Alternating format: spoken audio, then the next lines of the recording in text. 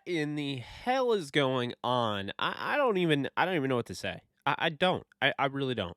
Keyshawn Johnson said the Rams are going to finish in third place in the division, which is fine. The division is very strong. I say it's a little overrated, but whatever, right? But the reasoning for this,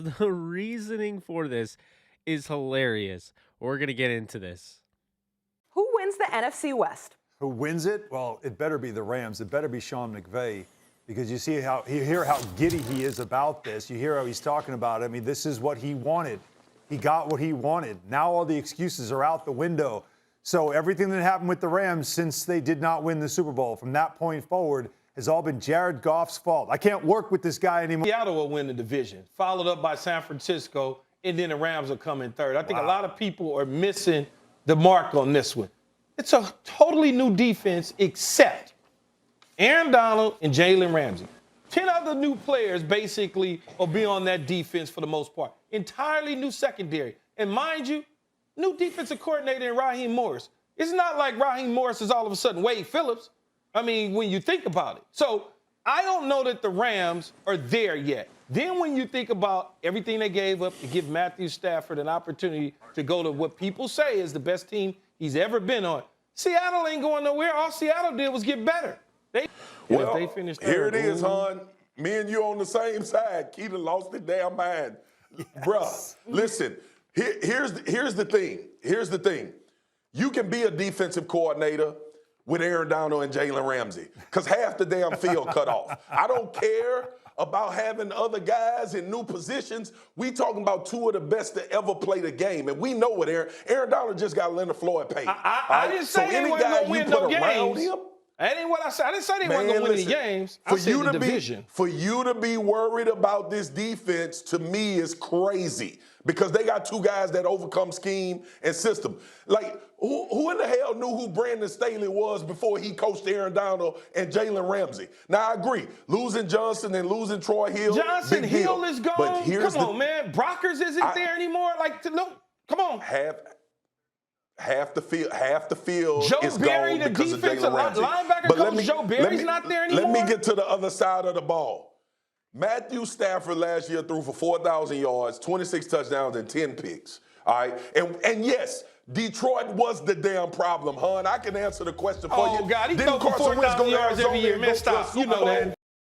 All right, guys, welcome back to the channel. I'm Jake Ellenbogen, and today we're going to be just reacting to whatever the hell Keyshawn Johnson just said about the Rams and why they're going to come in third place and they are not ready yet. His words exact. Basically, he is saying that the Rams defense is completely different except for Aaron Donald and Jalen Ramsey. He fails to mention, he actually mentions a brand new secondary, even though Jordan Fuller started last year, even though, Taylor Rapp started in 2019 and played last year, even though Burgess was actually getting an opportunity in the secondary halfway through the year last year, even though Darius Williams, again, he was there last year, he was starting. I don't understand what this guy is saying. And on top of that, like Sebastian Joseph Day, yeah, he was a starter last year. A'Shawn Robinson was not a starter last year, but he's a guy that played last year. It's not just Aaron Donald. Leonard Floyd, I mean, this is such a lazy excuse and a reason. He has Seattle winning the division, which clearly, without Russell Wilson, like, they wouldn't even be a playoff team. Their team is very overrated. Their defense does not scare anybody. Their offensive line got a little bit better, but what in God's green earth is going on here? Third place? Because their defense and Raheem Morris and this brand new... There's no brand new defense. Have you been following? Don't you cover the Rams in Los Angeles? I mean, I respect your game, Keyshawn. You were a great receiver, but what in the actual hell are you talking about? For a second, I actually thought you were an authoritative figure for Rams content, right? Because you have that LA show. Here's the problem, though.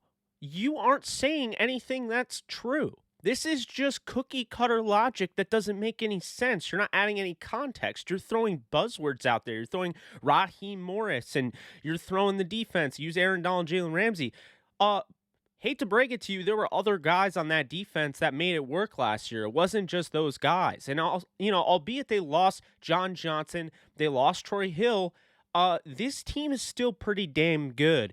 On top of that, even if you're right, even if there's a chance in hell that you are right, the Rams offense is going to be good enough to combat a bad defense. They wouldn't even be bad.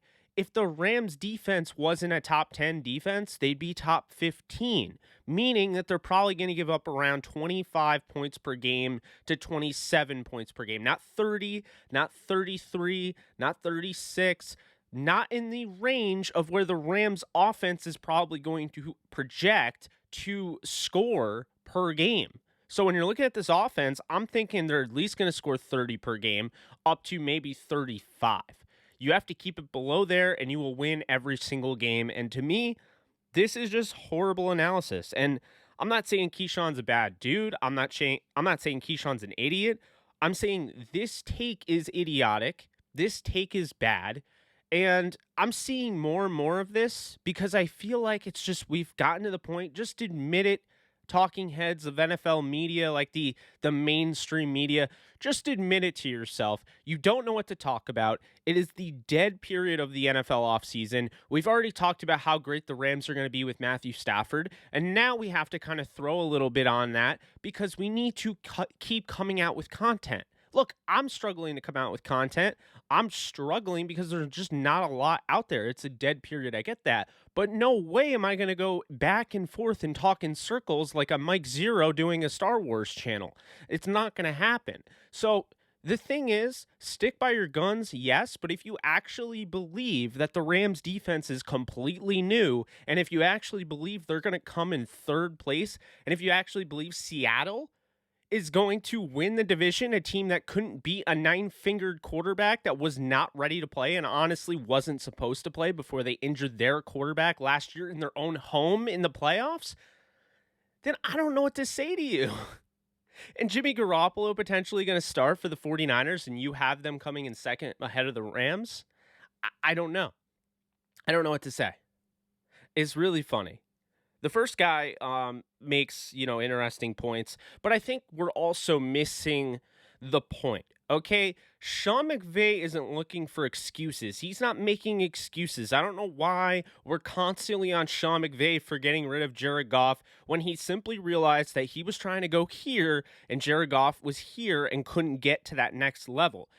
Let's stop penalizing Sean McVay for going out and getting his guy in Stafford. He didn't have his guy with the Rams. He made it work. He turned Goff into a better quarterback. Goff got better because of him. So this idea that he's made these excuses on top of that, I just don't agree with that logic at all.